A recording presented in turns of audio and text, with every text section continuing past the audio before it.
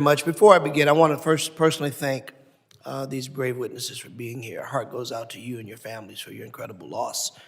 We all recognize the significance and the importance of this matter.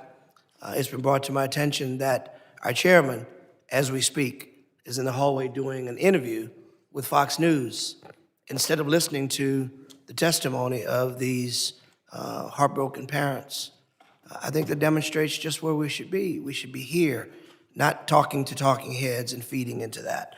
My colleagues have spent the past year blaming Secretary Mayorkas for longstanding issues like immigration, drug addiction, crime, and so forth. However, impeachment over differences in policy is not constitutional. It also solves exactly nothing for the problems that we were sent here to Congress to solve.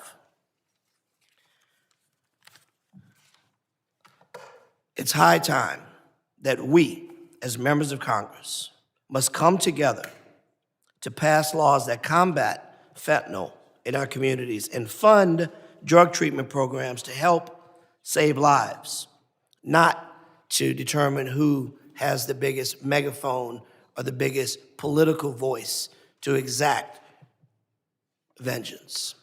Our job is to serve and to come up with solutions together, Republican and Democrat, to solve our nation's problems. Professor Pearlstein, would impeaching Secretary Mayorkas over policy differences between the Biden administration and House Republicans solve any problems facing our country? I don't believe it would. The president retains exclusive constitutional power to replace Secretary Mayorkas with another official who he would charge with pursuing exactly the same policies here. Is it a bit disingenuous to suggest that somehow this is new? The issues that we're facing are new at the border, and somehow that it was perfect before Secretary Mayorkas took over? My knowledge, just based on Supreme Court cases, of the number of cases that have arisen surrounding executive actions over border policies and reading the history there, suggests that these problems have existed through 5 administrations over decades, largely because Congress has enacted contradictory laws that are impossible to comply with, and multiple administrations have struggled to resolve that contradiction. Many of the Republicans complain that the Biden administration and Secretary Mayorkas are not doing enough on immigration, border security, fentanyl, or crime. Professor Pearlstein, does Congress have any role in resolving these longstanding issues? If so, please explain.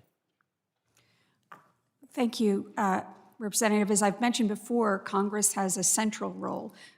Indeed, the Supreme Court has repeatedly held, in cases going back more than a century, that Congress's power in this area is plenary, meaning absolute.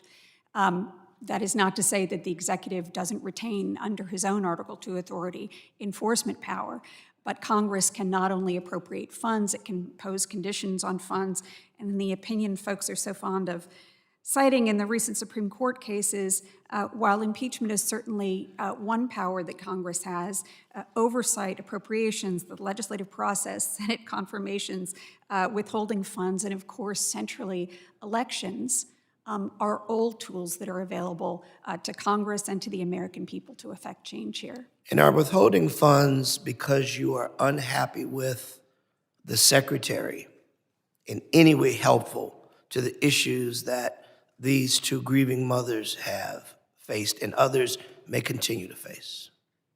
I can't imagine that it is. Mr. Chairman, I'd like to enter this into the record. Synthetic opioid overdose deaths soared while Trump was president. Not my words. This report of March 2nd, 2023. Without objection. Between 2019 and 2020, the last year of Trump's presidency, the increase in drug overdose deaths from synthetic opioid was at 55%.